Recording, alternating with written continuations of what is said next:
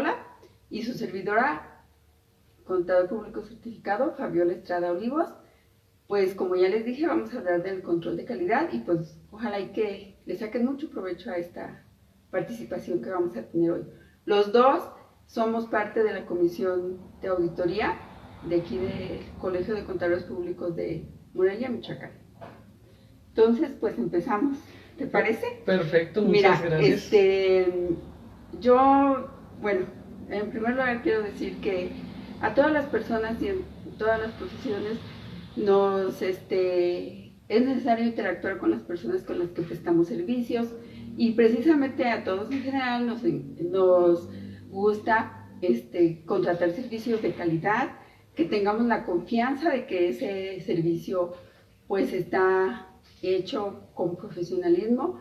Entonces, pues precisamente de esto se trata el tema, como ya les dije, de control de calidad en las auditorías. Bueno, ya aquí el contador o el doctor nos va a platicar más ampliamente de este tema. Entonces, pues, si nos puedes platicar de los antecedentes de esta norma de control de calidad. Sí, contadora, muchas gracias y pues muy buena tarde a todas las personas que nos sintonizan. Nos tocó participar el día de hoy en esta edición del podcast del Colegio de Contadores Públicos de Michoacán, y bueno, pues agradecemos a nuestro presidente, el contador público certificado y doctor Roberto Carlos Estrada Zavala, por la invitación que nos hizo participar esta tarde. Así es. Pues efectivamente la norma de control de calidad es algo relativamente nuevo, es algo que surge a principios de este siglo, que aunque pareciera que estamos empezando el siglo XXI, la realidad es que pues ya llevamos 21 años en este nuevo siglo, y precisamente junto con este nuevo milenio también, pues surgió lo que hoy conocemos como norma de control de calidad.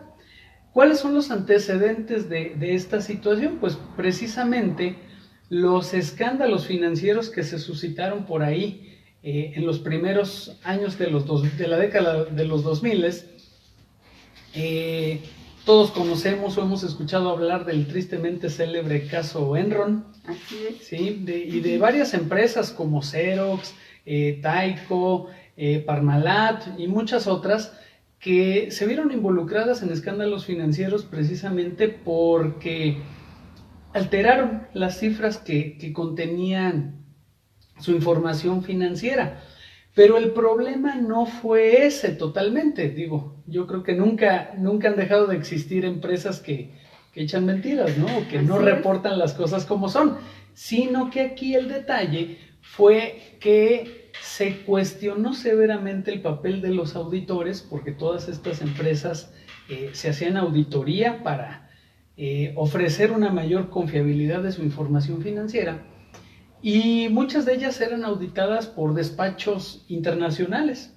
En el caso de Enron, que fue la más conocida, esta empresa pues efectuó prácticas de lo que llamaron más adelante contabilidad creativa, entre comillas, porque no era otra cosa más que distorsionar intencionalmente los estados financieros. Y no solo eso, no fue el detalle nada más de la distorsión de la información, sino que en muchos casos o el auditor no hizo nada por revisar estas cifras distorsionadas, o en el peor de los casos, la misma empresa contaba con la complicidad de los auditores. O les pedía a los auditores que validaran ciertas cifras, o les pedía incluso asesoría de cómo hacerle. Entonces, esto dio al traste con una de las firmas más grandes en ese entonces, una de las llamadas Big Five, que era Arthur Andersen. Era un despacho internacional que tenía representación en prácticamente todos los países del mundo, y pues que a raíz de este escándalo desapareció.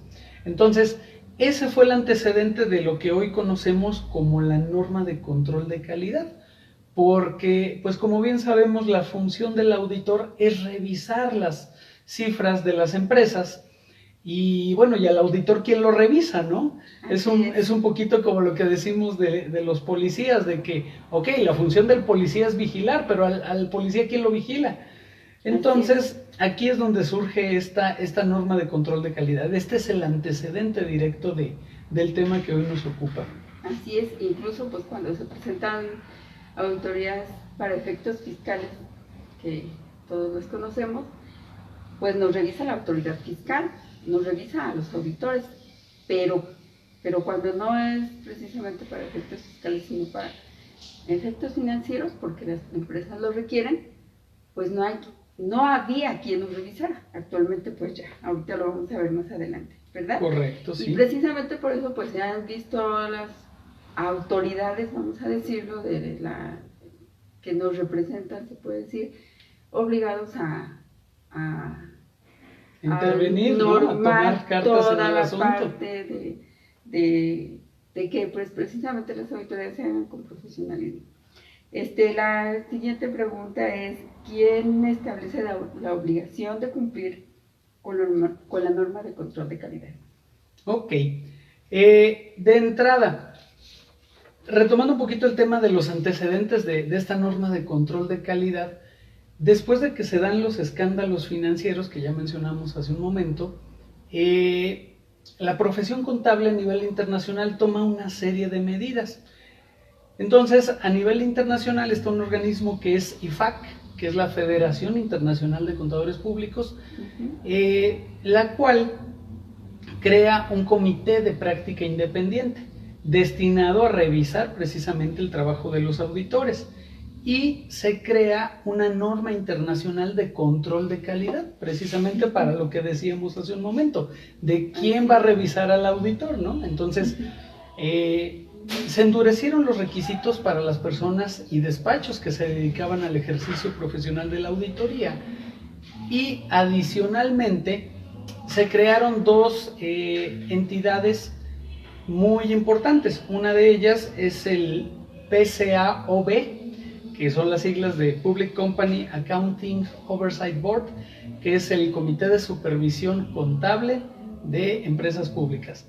Este es un comité creado en Estados Unidos para supervisar que la información financiera de empresas que cotizan en bolsas de valores americanas, pues cumplan adecuadamente con requisitos mínimos de calidad en sus estados financieros.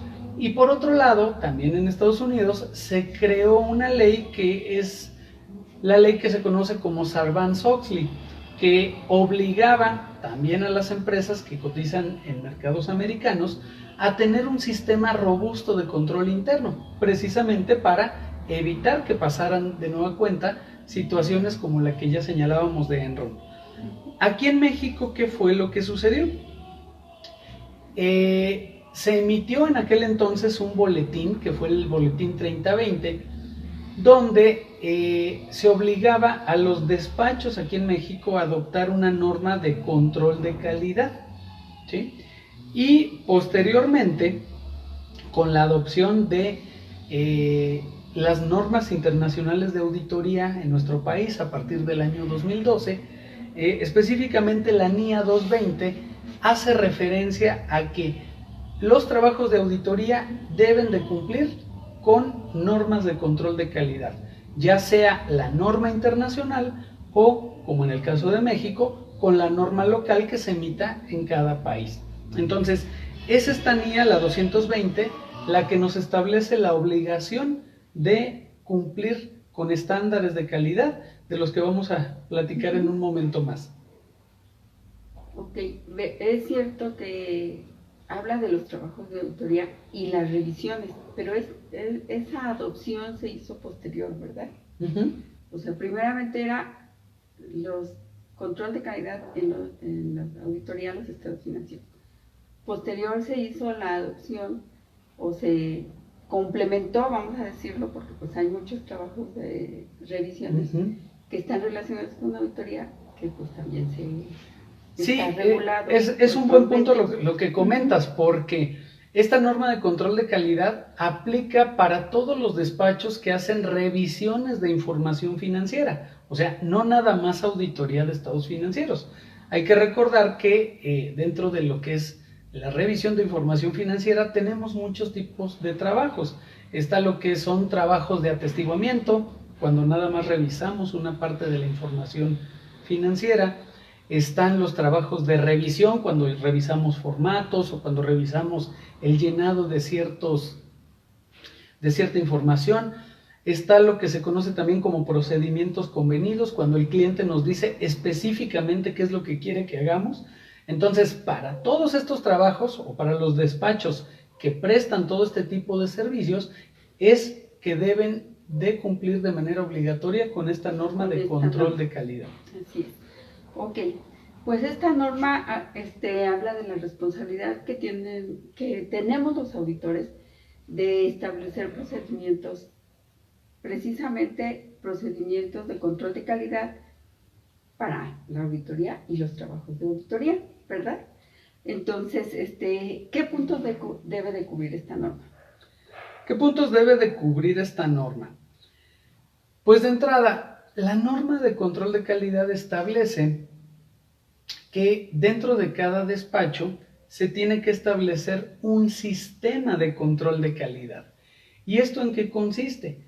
Bueno, que cada despacho tiene que establecer sus propias políticas por escrito para documentar adecuadamente ciertos aspectos, siendo el primero de ellos la responsabilidad de los líderes de cada despacho en el tema de calidad. O sea, ¿cuál es la responsabilidad que la persona encargada del tema de calidad en el despacho va a asumir y en qué va a consistir su trabajo, por así decirlo? Por otro lado, otro de los temas que contempla esta norma es precisamente el de requisitos éticos relevantes.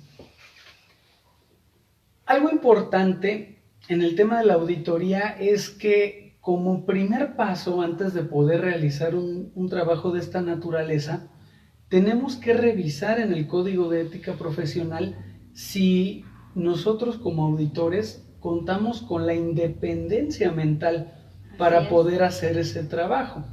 Recordarás que uno de los atributos o de los requisitos principales del auditor es precisamente ese, ser independiente y ser imparcial de la empresa. Debemos de revisar ese punto. Así es, antes de nosotros incluso decir que sí podemos hacer un trabajo, tenemos que verificar que cumplamos con requisitos de independencia e imparcialidad, porque en caso de no hacerlo, pues nuestra opinión puede estar sesgada o puede estar influida por ciertos factores, ¿sí?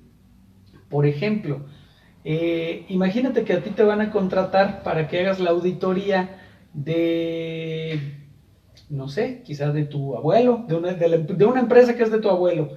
Pues, ¿qué pasaría? Que el aspecto personal, el aspecto familiar puede influir en el desempeño de tu trabajo.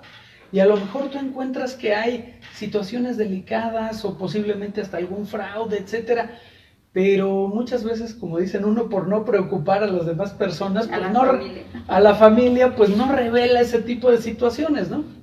Entonces, para evitar ese tipo de conflictos, de entrada, pues el Código de Ética Profesional nos dice, a ver, tienes que identificar si existe una situación, alguna cuestión específica que haga que pierdas objetividad como auditor, ¿sí? Ese, digamos, sería el primer requisito de ética, ¿no? Y por otro lado, también, pues existe algo que se llama conflicto de interés. No sé si tú hayas escuchado antes ese término de conflicto de interés. Sí, sí, lo he escuchado, incluso abonando, a lo mejor lo vas a decir ahorita, pero incluso puede ser que no tengamos ninguna relación con la empresa, ninguna dependencia, se puede decir, pero que seamos muy amigos del contador, que precisamente es el que elabora los estados financieros o trabaja en ellos. Entonces, debemos de tener muy claro siempre que, o sea, tener muy definido que no tengamos ese conflicto de interés. Ese fue un ejemplo.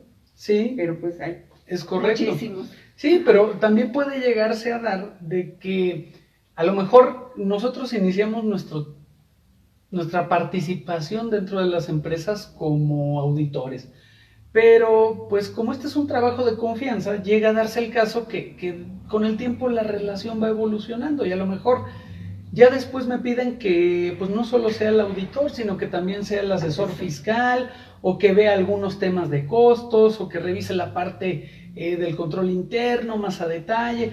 Entonces, ¿qué pasa? Puede ser que a lo mejor no necesariamente, como decías, el personal de la empresa sea familiar o pariente mío, pero ya mi trabajo o mi rol cambió, y entonces de ser un auditor independiente, pues ahora ya estoy más involucrado en la organización y de alguna manera estoy generando información que después yo voy a tener que revisar. Pues y parte. Exactamente, entonces puede darse el caso, como decíamos, de que la relación de trabajo evolucione de tal forma que lleguemos a ser juez y parte en este aspecto. Y pues obviamente que eso es un conflicto de interés importante, ¿no? Si yo soy el que hago la información que después voy a revisar, pues ¿cómo crees que va a salir esa auditoría, no?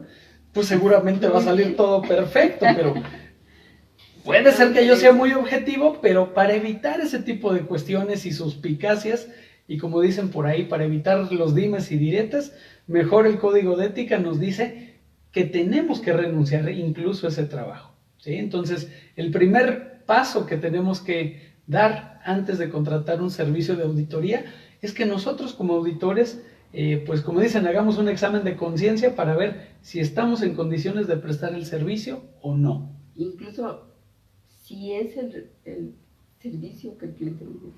También eso, que porque... creo que a mí una vez me pasó que nos solicitaron un trabajo de auditoría y no tenía contabilidad.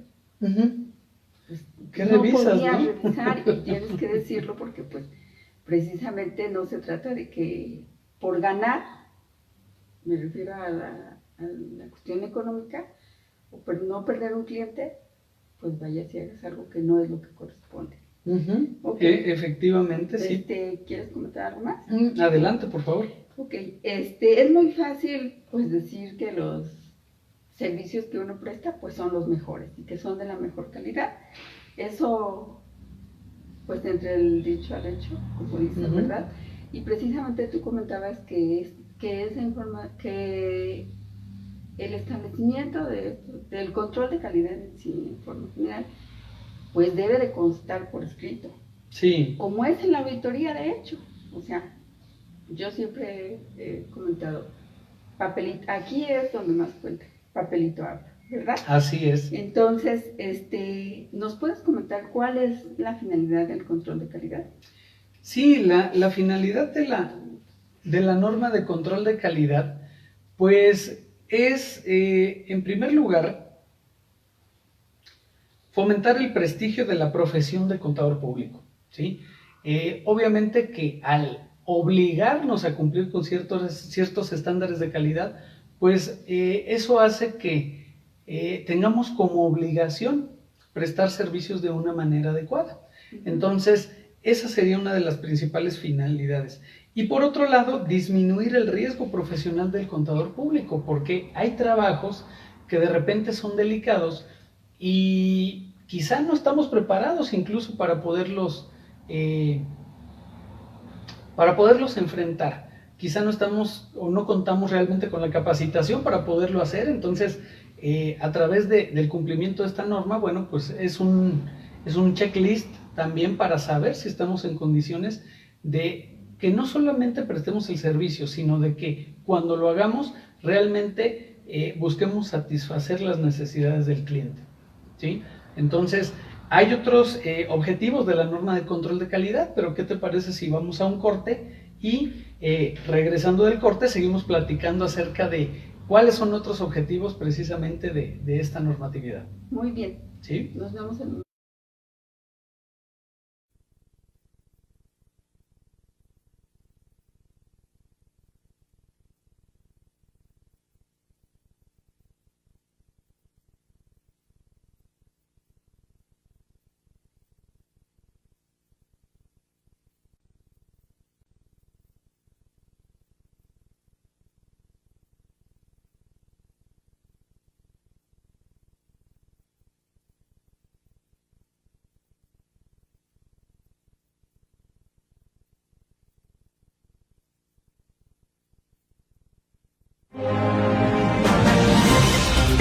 La comunicación nace y crece a la par de las comunidades. En la historia del mundo, los medios de comunicación han contribuido al desarrollo de los pueblos. Al ser fuente de información, se convierten en impulso para el avance de las sociedades. Hoy las noticias se mueven deprisa, son ágiles, puntuales. Hoy los usuarios son exigentes, concretos, van en busca de la verdad. Los profesionales del periodismo y la comunicación van por más para satisfacer a los públicos. Estamos aquí, vamos a satisfacer la voracidad informativa de nuestra audiencia. Somos el medio informativo por excelencia de nuestra hermosa provincia.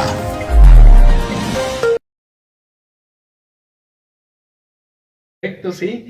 Pues volviendo a los objetivos de la norma de control de calidad, otro de ellos, como decíamos, es disminuir el riesgo profesional del contador. Y para esto es importante que las personas que prestan servicios de auditoría se aseguren de que su personal esté capacitado para el trabajo que va a realizarse.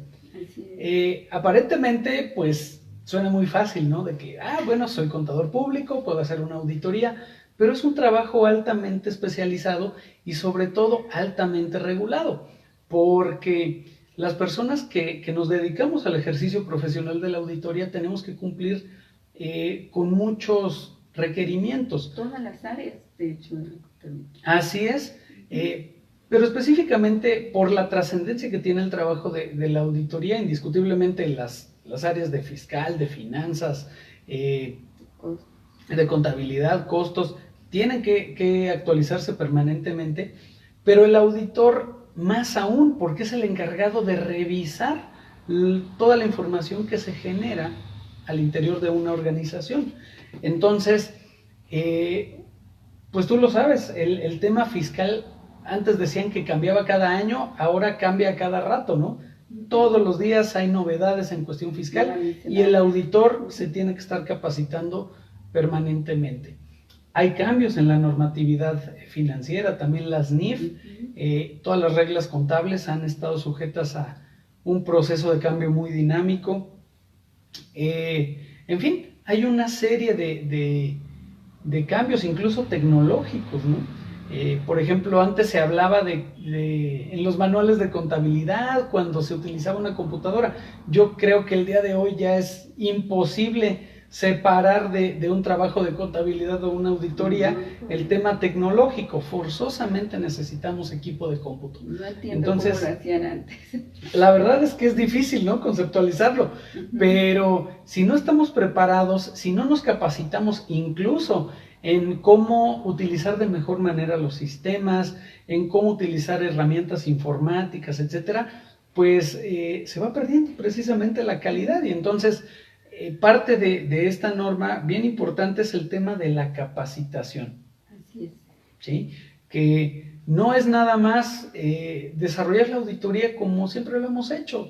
Siempre hay nuevos lineamientos, hay cosas nuevas con las que tenemos que cumplir y por lo tanto la única manera de estar, como dicen, en la jugada, pues es a través de una capacitación permanente.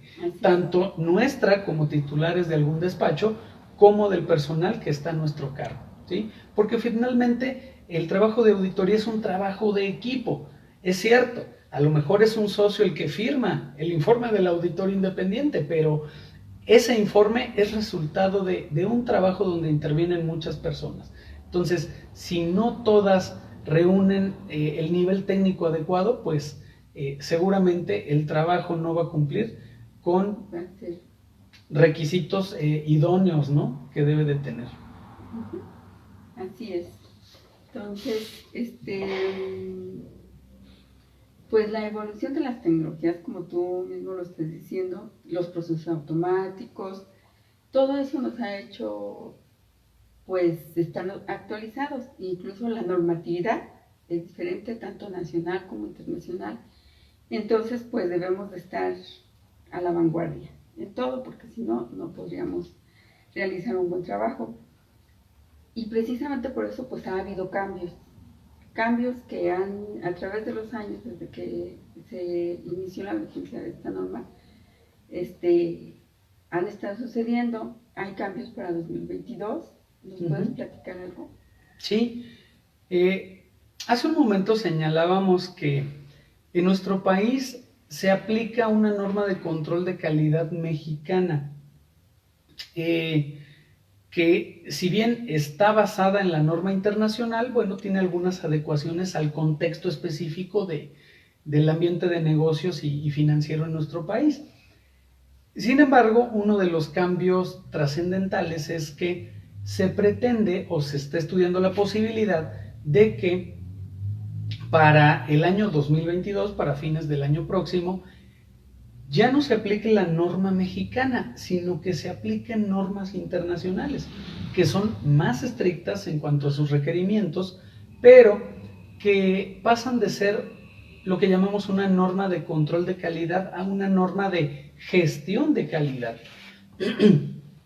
Y aunque pudiera parecer que bueno, es lo mismo, nada más cambia un término y pues en esencia no tiene mayor trascendencia, la realidad es que no, porque al estar hablando de una norma de gestión de calidad, eso implica que dentro de los despachos de auditoría ya no solo se va a supervisar que el trabajo reúna ciertas características, sino que ya se adquiere un rol más propositivo de, ok, a lo mejor hay ciertas oportunidades de mejora en nuestro trabajo donde yo no estoy cumpliendo, pero bueno, ¿qué voy a hacer para poderlas subsanar?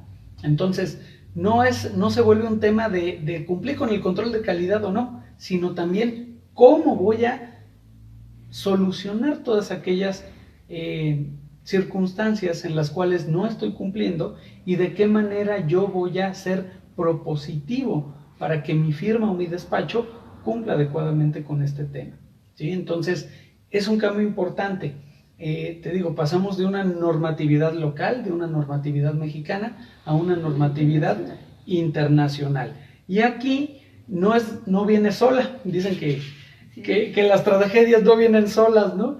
Y bueno, no es para alarmarnos ni para preocuparnos, sino para ocuparnos. Las normas que van a entrar en vigor el año que entra son dos, ¿sí? Es la norma internacional de gestión de calidad 1 y la norma internacional de gestión de calidad 2. ¿Qué es lo que contiene la norma 1? Bueno, adicionalmente de lo que ya traía la norma de control de calidad anterior, establece mecanismos más rígidos para el tema de información y comunicación, para que se haga del conocimiento de todo el personal de la firma cuál es la filosofía y las políticas de calidad que tiene el propio despacho. Y por otro lado, también hace énfasis en identificar o realizar el proceso de valoración de riesgo en la firma de auditoría. O sea, que no nos esperemos a terminar una auditoría para encontrar con que no cumplimos adecuadamente, sino que en el transcurso del trabajo vayamos haciendo un monitoreo periódico que permita identificar si vamos por buen camino, si estamos haciendo las cosas bien, para no esperarnos hasta el final, como decía, y encontrar que nuestro trabajo ha sido deficiente. Entonces, este es uno de los principales cambios en lo que se refiere a la norma de gestión de calidad número 1. Posteriormente, la norma de gestión de calidad número 2 establece que posiblemente habrá trabajos especiales de auditoría donde se tenga que incluir como parte de los papeles de trabajo una revisión de calidad y que esto se tenga que entregar. Por ejemplo, empresas de gobierno, entidades públicas, empresas que cotizan en bolsa. Por la trascendencia de ese tipo de organizaciones, bueno, pues a lo mejor será obligatorio que la propia firma entregue como entregue el informe del auditor, que entregue también a su vez un documento donde ponga de manifiesto todo lo que hizo para cumplir adecuadamente con estos estándares de calidad de los que hemos hablado. Se supone además que ya se tiene a la fecha en que se tengan que entregar. Así es. Sí, la verdad es que, bueno, en el deber ser, el trabajo de auditoría que culmina con la emisión del informe implicaría que todo lo que fueron nuestros papeles de trabajo, previos al cierre de la auditoría ya estén completamente terminados, ¿no? En ocasiones, bueno, pues hay veces que llega a suceder que todavía tenemos pendiente por ordenar algunas cosas, por revisar, es lo normal, pero bueno, también se acortan los tiempos. O sea, la idea es que se siga la secuencia lógica del trabajo y que una vez que terminamos de documentar todos nuestros procesos de auditoría, ahora sí se emita la opinión por parte del auditor. Entonces, va a implicar un cambio importante en la forma de trabajar. Sobre todo, el hecho de cumplir con estándares internacionales, pues más que verlo como un reto, también hay que verlo como una oportunidad, porque si en todos lados ya se utilizan normas internacionales para hacer este tipo de trabajo, pues quiere decir que el escenario de la auditoría ahora es global. Y no sé si tú sepas, pero hay un tema interesante por parte del Instituto Mexicano de Contadores Públicos, que los contadores públicos que están certificados aquí en México pueden ejercer la práctica profesional de la auditoría en Estados Unidos y Canadá. Eso está interesante. Obviamente salvando la barrera del idioma, ¿no? Digo, claro, que hables inglés o que hables francés en el caso de algunas regiones de Canadá.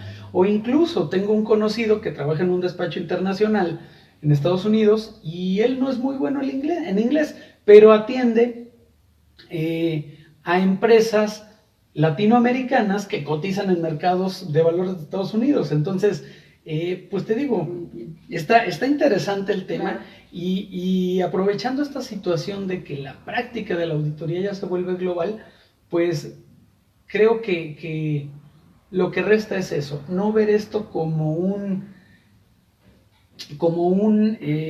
una traba, como que el Instituto Mexicano de Contadores Públicos nos está endureciendo los requisitos, que por un lado sí es así, sino que también desea que nosotros evolucionemos y que realmente tengamos más oportunidades de trabajo. Exacto, Sí hay que ver. Sí, que el trabajo que nosotros realicemos sea un trabajo de talla internacional y que podamos realizarlo tanto aquí como en otro país, siempre apegado a los más altos estándares de lo que debe ser este tipo de compromiso profesional. Okay. ¿Nos puedes dar Lo siento, una conclusión? tengo problemas de conexión. Vuelve a intentar en un rato. Ok, pues aquí nuestro apuntador tuvo algún problemita de conexión. Siri habló. Bueno, ¿cuáles son algunas de las conclusiones a las que llegamos? Pues efectivamente, la auditoría es una profesión cada vez más regulada y sujeta al escrutinio público. Anteriormente se cuestionaba mucho a las empresas, ¿no? Cuando presentaban ciertos resultados, etcétera. Ahora se cuestiona también el trabajo del auditor. Entonces, de repente vemos en las noticias que tal empresa tuvo tantas pérdidas o que tal empresa tuvo que deshacerse de una cantidad importante de personal. Pues anteriormente la gente decía, pues es la empresa, pero ahora también dicen, bueno, y el auditor que está revisando ahí, ¿sí será cierto eso? Se cuestiona ya también el trabajo del auditor. Entonces, si no hacemos un trabajo adecuado, pues también puede ser que repercute en sanciones para nosotros como auditores, ¿no?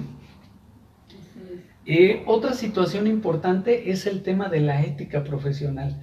Cada vez... muy relacionada. Sí, que como decíamos, va de la mano. Van vinculadas. Una de las finalidades de la norma de control de calidad es precisamente asegurarnos de que cumplamos con requisitos de ética. Entonces, tienen que ir forzosamente de la mano. O sea, no se entiende una auditoría de estados financieros si no hay aplicación de requisitos éticos, sobre todo para garantizar la imparcialidad y la objetividad del trabajo del auditor. Algo bien importante, no importa el tamaño del despacho de la firma, todas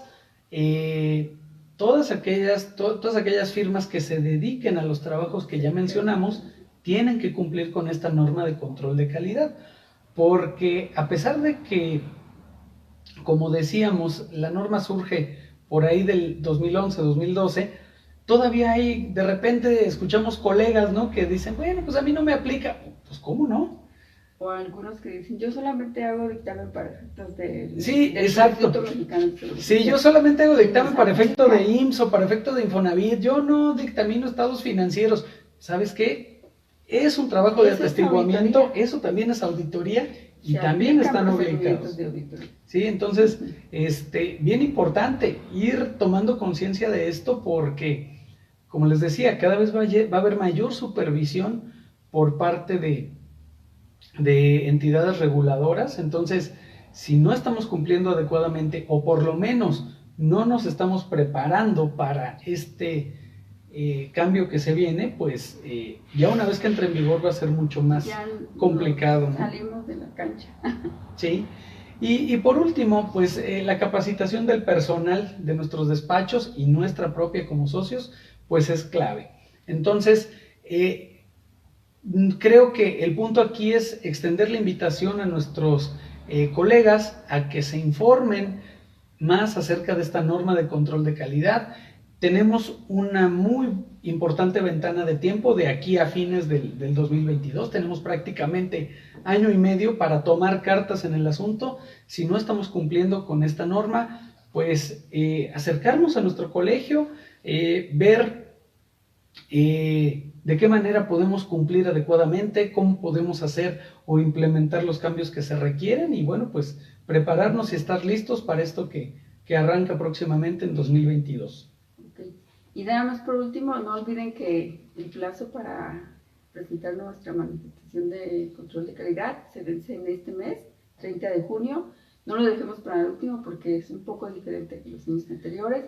Entonces, recuérdenlo y háganlo, por favor. Así es, y también para quienes fueron muy madrugadores y que presentaron su manifestación de control de calidad antes del 3 de febrero, pues los formatos cambiaron. Entonces, es necesario que vuelvan a subir esa manifestación con los formatos ya nuevos para que no vayan a tener ningún problema o alguna sanción por no cumplir con este compromiso profesional.